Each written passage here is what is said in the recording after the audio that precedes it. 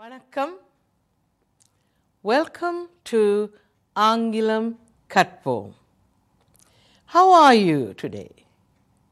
I'm fine. Miss is fine. How are you? I hope you're fine too.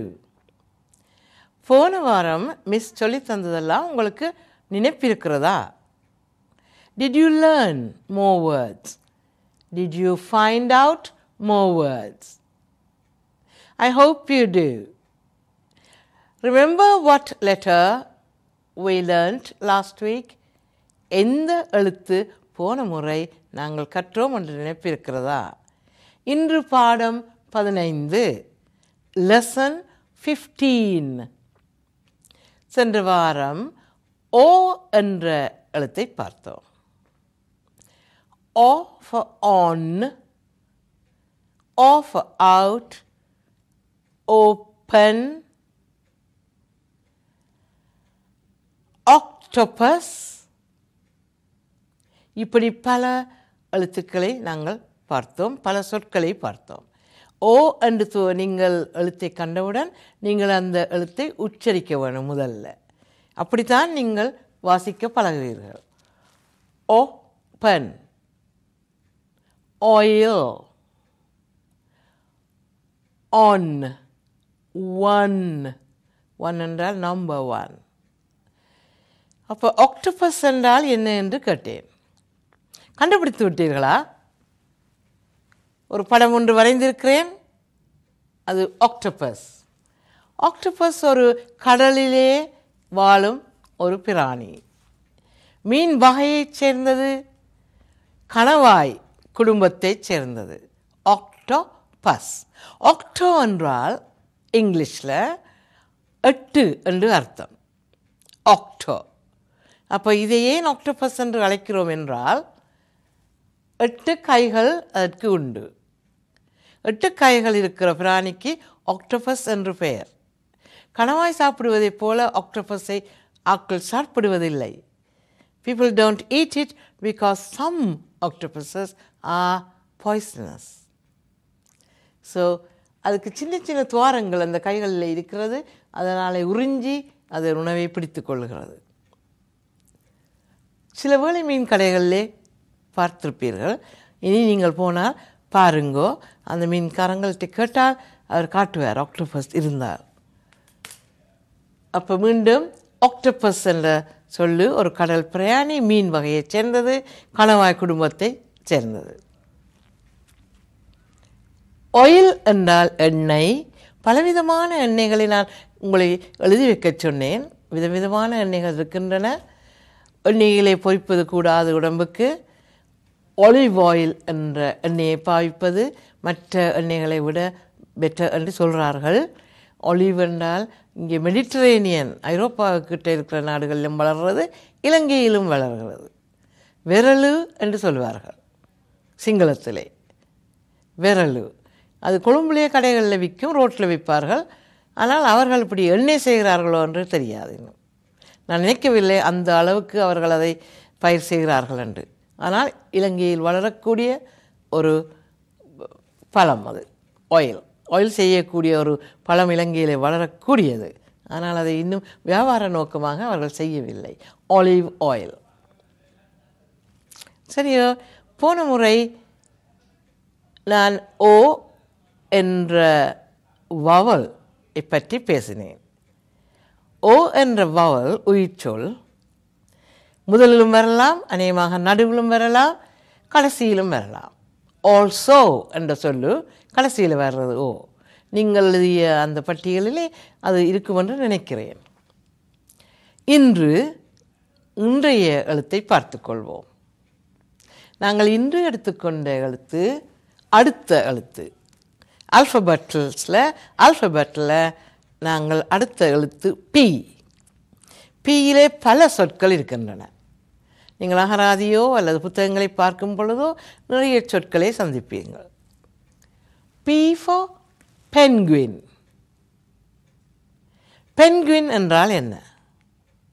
படம் வரைந்திருக்கிறேன். அது எந்த நாட்டிலே மாத்திரம் வாழ்கிறது? அதற்கு ஏற்ற சூழ்நிலைகள் என்ன?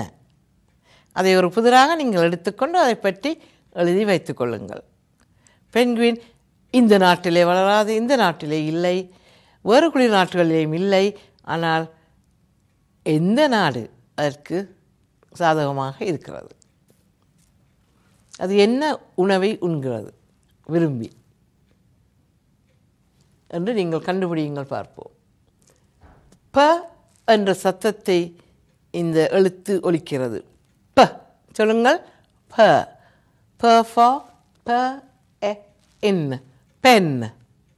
நீங்கள் அந்த முதல் எழுத்தை உச்சரிக்க பழகிவிட்டீங்கள் என்றால் வாசிப்பது சுகம். Pen pen. ப ஓ உடனே நீங்கள் போ என்ற சத்தத்தை உண்டாக்க வேண்டும். பாட். ப ஓ ட பாட். ப என்று வர வேணும். ஆனால் இங்கிலீஷில் சில வேளைகளில் இந்த யூ என்ற எழுத்து உ என்ற சத்தத்தை ஏற்படுத்துகிறது. புட். பட் என்று வந்திருக்க வேணும் உண்மையில். ஆனால் புட் என்று தான் நாங்கள் அதை சொல்லுவோம். புட். புட் என்றால் என்ன? அதில் போடுங்கள். Put it there. Put it on the table. Put your signature here. உங்கள் கை ஒப்பத்தை இதிலே இடுங்கள். Put your signature here. Put. போ 2 ஓ வருகிறது. ஆனால் பூ என்று வராமல் போ என்று சொல்ல வேண்டும். ஆர் என்ற சத்தத்தை நீங்கள் உச்சரிக்கக்கூடாது. புவர் என்று சொல்லலாம். இந்தியாவிலே சில பேர் புவர் என்றுவார்கள்.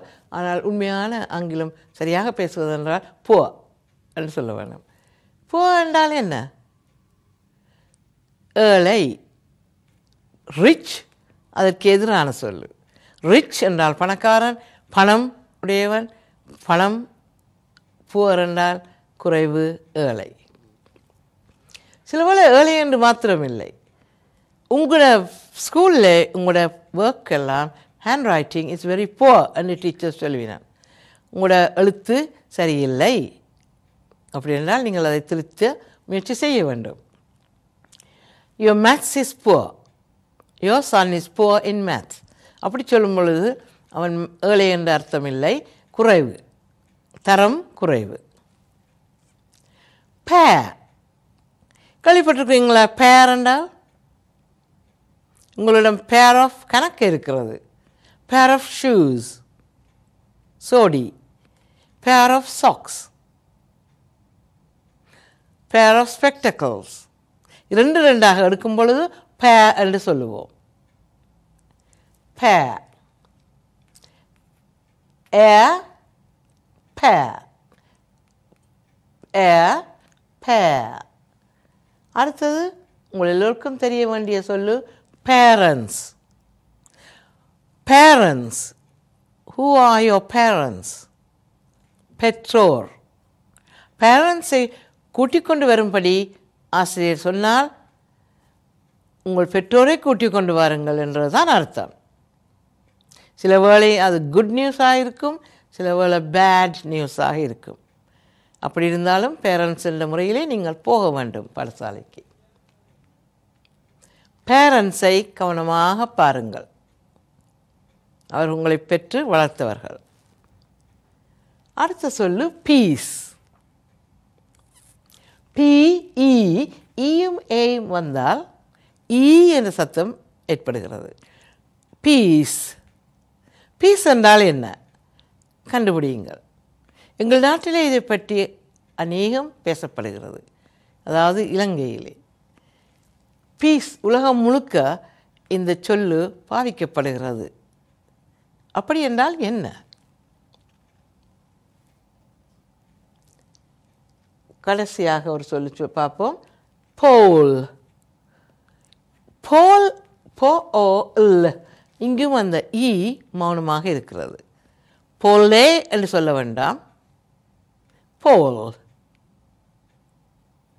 அந்த ஈ இல்லாவிட்டால் பால் என்று வந்திருக்கும். அந்த ஈ தான் இந்த ஓ ஏற்படுத்தும் சத்தத்தை ஓ ஓ அ அண்டாமல் ஓ என்று ஆக்குறது. அது ஓக்கு உரிய சத்தம். அதை ஈ தான் அதை ஏற்படுத்துகிறது. மேஜிக் ஈ என்று நான் அடிக்கடி உங்களுக்கு சொல்லிக்கொண்டு வருகிறேன். அந்த ஈக்கு பல அதிகாரங்களும் பல முயற்சிகள் பல சொற்களை மாற்றக்கூடிய ஒரு இது அதிகாரம் அதுக்கு இருக்கிறது, போல் என்ற சொல்லுக்கு. ஆனால் போல் என்றால் என்ன? அதுக்கு 2 கருத்துக்கள் இருக்கின்றன. அதை நீங்கள் கண்டுபிடியுங்கள். 2 கருத்துக்களையும் கண்டுபிடித்து அடுத்த பாடத்துக்கு நீங்கள் அதை தயாராக வைத்துக்கொள்ளுங்கள். மீண்டும் ஒரு முறை பார்ப்போம். Penguin. சொல்லுங்கள். Penguin. ப என் அதுலேயும் இருக்கிறது பென். பென் என்றால் என்ன? நீங்கள் எழுதும் பேனா, pen. You write with a pen. Pot. Pot. What do you do with a pot? You cook in a pot. You cook in a pot. சமைக்கிற ஒரு பாத்திரம். Put. Put. Put it in the bottle. Put it on the table. Put your signature here. பல விதமாக பாவிக்கலாம். அடுத்த சொல்லை பார்ப்போம். Poor. Poor என்றால் என்ன? ஒன்று குறைவு என்று இருக்கலாம், அல்லது ஏழை என்றாலும் சொல்லலாம். Help the poor. ஏழைகளுக்கு உதவி செய்ய மறக்க வேண்டாம். Pair. உங்களிடம் பல பொருட்கள் இருக்கின்றன. எடுக்கக்கூடிய பொருட்களை நீங்கள் எழுதி வையுங்கள். நான் உதாரணமாக சொன்னேன் ஷூஸ், சாக்ஸ். வேறு எத்தனை பொருட்கள் இருக்கின்றன நீங்கள் எழுதி வையுங்கள். pair, parents, parents, parents or guardians என்று சொல்வார்கள். If you don't have your parents in this country, you have a guardian. Guardian யார்? பெற்றோருக்காக அவர்கள் உங்களை பாதுகாப்பவர்கள். Peace, peace. We all like peace. Peace என்றால் என்ன? Pole. Pole என்றால் அதன் 2 கருத்துக்களையும் நீங்கள் கண்டுபிடியுங்கள் பார்ப்போம். இப்போது நீங்கள் பி என்ற எழுத்து ஏற்படுத்தும் சத்தம் பல துவங்குகிற சொற்களை நாங்கள் பார்த்தோம். இன்னும் பல பல சொற்கள் இருக்கின்றன. people, people, ஆட்கள், மனிதர்கள். பி என்றால் past, இறந்த காலம். post, கடிதம் போஸ்ட் பண்ணுறது. post it, postman. pharmacy என்ற ஒரு சொல்லியிருக்கிறது, அது PHல வருகிறது. PHல வர சொற்கள் ஃப என்ற சத்தத்தை ஏற்படுத்துகிறது. அது Pயில் துவங்கினாலும் H வருகிறபடியா அடுத்து ஃப என்ற சொல்லை நீங்கள் பாவிக்க வேண்டும். அந்த சொல்லுக்கு ஃப என்ற சத்தத்தை நீங்கள் ஏற்படுத்த வேண்டும். pharmacy, pharmacy என்று சொல்ல வேண்டாம், பிழையாக. PHஐ கண்டவுடன் pharmacy என்று சொல்ல வேண்டும். PHஐ கண்டவுடன் ஃபோட்டோ என்று சொல்ல வேண்டும். அந்த PH சத்தங்களை இன்னும் ஒரு பாடத்தில் நான் உங்களுக்கு வடிவாக சொல்லித் தருவேன். சென்ற முறை ஒரு பாட்டை பார்த்தோம் அல்லவா? ஞாபகம் இருக்கிறதா? மேரி had a little lamb. அதை பாட்டாகவும் பாடும் பொழுது little lamb, little lamb, little lamb என்று 3 தரம் சொன்னோம். ஆனால் நீங்கள் இதை பாருங்கள். மேரி had a little lamb. Its fleece was white as snow. Everywhere that Mary went, the lamb was sure to go. மேரிக்கு ஒரு சின்ன ஆட்டுக்குட்டி இருந்தது. அது மேரியே பின்பற்றி எல்லா இடமும் சென்றது. அது ஒரு நாள் பள்ளிக்கூடத்துக்கு போய்விட்டது. It followed her to school one day. That was against the rule. It made the children laugh and play, to see a lamb at school. அடுத்த பாடத்திலே நான் அதை உங்களுக்கு விளங்கப்படுத்தி முழு பாட்டையும் பார்ப்போம். அதுவரை உங்களுக்கு வணக்கம் கூறி குட் பை.